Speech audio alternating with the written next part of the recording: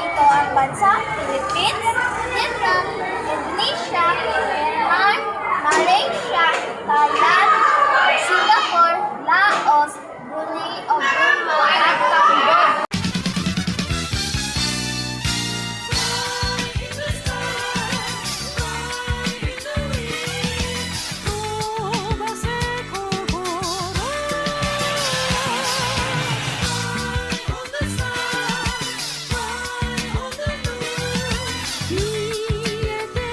Ang meaning ng ASEAN ay Association of Southeast Asian Nations. Sa ASEAN, ikaw ay secured.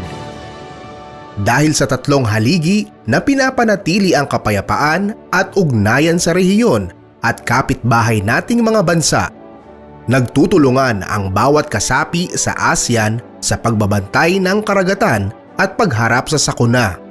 Sa pagkakaisang ito, mas nagiging matatag ang pagkakaibigan ng mga bansa at napapanatili ang kapayapaan lalo na sa West Philippine Sea na madalas may tensyon at pangamba. Sa pamamagitan ng mga pulong tulad ng ASEAN Regional Forum o ARF at ASEAN Defense Ministers Meeting o ADMM, mas tumitibay ang usapin sa seguridad, napapalakas ang depensa ng bansa laban sa panlabas na panganib at problema.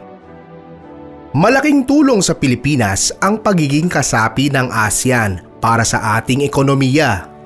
Dahil sa mas bukas na kalakalan, mas madaming paraan upang kumita.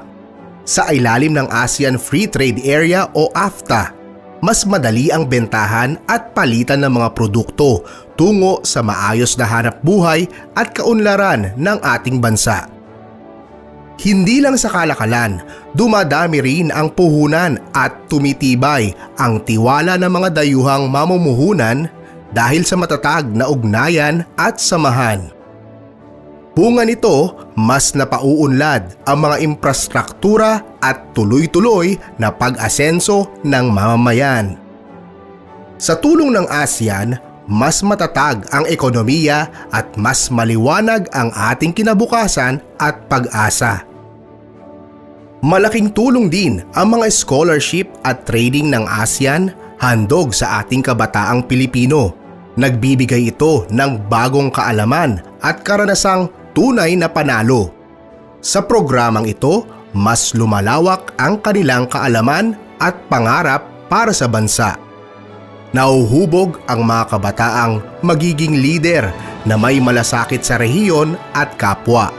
Kahalagaan ng Asian Economic Community o AEC ay mahalaga dahil natutulungan ang mga bansa sa Timog Silangan Asya upang palakasin ang kalakalan sa pamamagitan ng babawang taripa na nagpapataas ng pamumuno, ng trabaho at turismo.